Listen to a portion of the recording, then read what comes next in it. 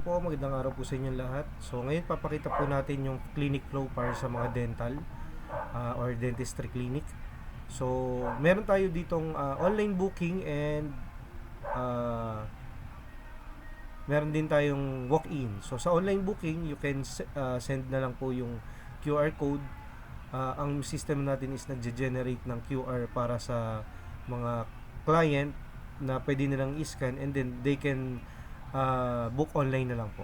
So meron din tayong walk-in. Yan.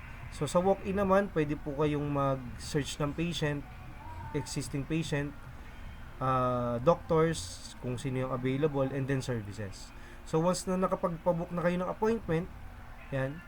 So pwede na po kayong pumunta sa clinic consultation. Bilang doctors, meron kayong clinic consultation.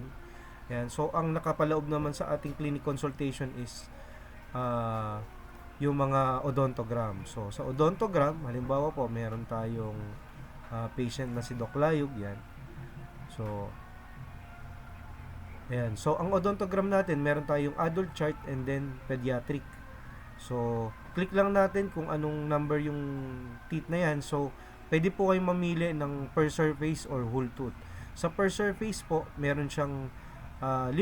So occlusal, mesial, distal, buccal, and palatal. So pwede nyo siyang i-mark. Depende po dun sa status nung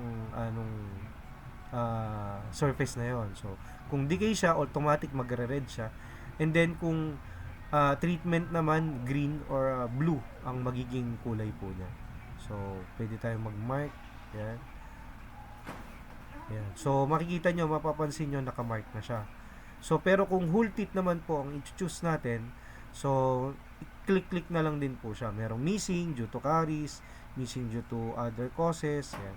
So ayan, makikita nyo na po siya. So kung treatment din naman yung ngipin na yon, so implant, yan. Yun. So RM, yan. So ganun lang. So once po na matapos nyo siya, pwede rin kayong mag-soap note, subjective.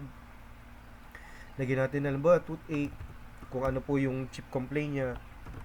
So yun yung mga subjective. And then yung history of present illness, pwede po kayo mag-edit. Yan.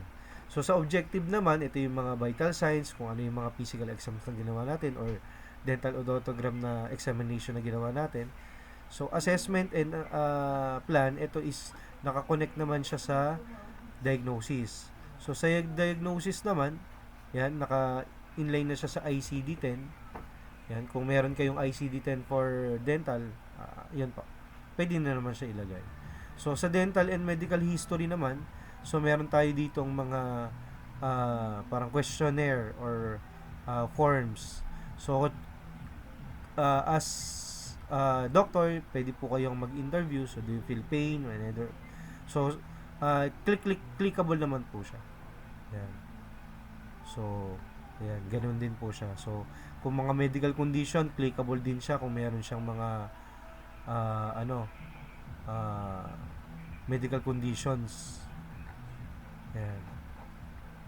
So meron din tayo dito sa ating consultation process ng prescription. So sa prescription, pwede kayong maglagay ng ng prescription or yung gamot. Ang kagandahan dito is inline siya dun sa ating inventory management. So kayo bilang doctor, nakikita nyo yung stock ng clinic natin. So pwede nyo pong kung halimbawa out of stock na yung isang gamot, pwede kayo magbigay ng ibang brand para mabili na sa inyong or alternative brand na para doon sa mga gamot. So halimbawa paracetamol, yan. Forms, yan, 20, so mga 10, may frequency. So may mga drop downs din naman siya. Yan. So pero pag add medicine nyo siya, so printable na rin siya. Ayan. So ganun po siya. So printable. And then meron din tayong informed consent. Yan, sa mga pasyente natin. So pwede na rin kayong mag-sign. So pumirma yung mga pasyente na. So once na okay na, nakapag ano na kayo, procedure, ganon.